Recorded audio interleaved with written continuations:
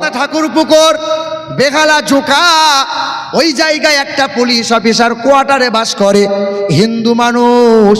আমার গাড়ি আটকে ছিল পুলিশ অফিসার, 56 বছর বয়স। ওই মানুষটা আমার পুলিশ গাড়ি আটকে ছিল কেন? কলকাতা হাই স্পিড গাড়ি চালিয়েছিল, ড্রাইভারে সিগন্যাল মানে নাই, ফাইন মেরেছিল। সামনে গাড়ি থেকে যখন নামলাম, কথা বললাম, চেনা পরিচিত হলো। ওই মানুষটা ফোন নম্বর নিল, আমি গাড়ি নিয়ে বেরিয়ে গেলাম। ওই হিন্দু ব্রাহ্মণ মানুষটা মাঝে মধ্যে ফোন দেয় আর বলে, হুজুর আপনাদের নিয়ম একটা বড় ভালো লাগে।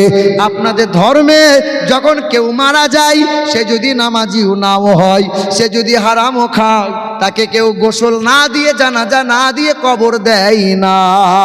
তবে আমার ধর্মের রীতিনীতি এমন, যত দামি মানুষ হোক না কেন, তাকে শ্মশানে পুড়িয়ে দেওয়া হয়। বলে, হুজুর আমার একটা ছেলে 12 বছর বয়স, ফুটফুটে ছেলে, জ্বরে আক্রান্ত হলো। 2021 সালে করোনা বলে ছেলেটা মারা গেল। শ্মশানে চিতায় শোয়ানো হলো, বামুনকে হায়ার করে নিয়ে আসা হলো। ওই ব্রাহ্মণ কানে কানে মন্ত্র শুনিয়ে দিল। ওই দিন আমার নজরে আমার কর্ণপাত হয়েছিল।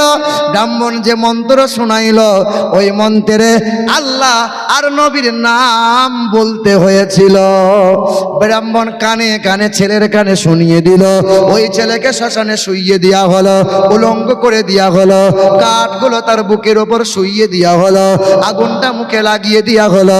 পুড়ে পুড়ে যখন ছাই হয়, মানে শিরাগুলো টান ধরে যায়, ঠাড়ো যখন হয়ে যায়, 2-4 জন রয়ে দাঁড়িয়ে রয়, বোতলে টান মারে, কাঁচা বাঁশে করে আবার বাড়ি মেরে দেয়, পুড়িয়ে ছাই করিয়ে দেয়। ওই দিন মনে মনে হয়, কারো দয়া হয় না, কারো মায়া হয় না। আমার মনে বড় তামান্না, আমি যদি মারা যাই, আপনাদের মতো আমি কবর নিতে চাই। আমি বললাম, ভাই এটা তো সম্ভব নয়। কবর নিতে গেলে তোমারে মুসলমান হওয়া লাগবে, জানাজা নিতে গেলে তোমারে ইমানদার হওয়া লাগবে, হ্যাঁ দোয়া নিতে গেলে তোমারে ইমানদার হওয়া লাগবে।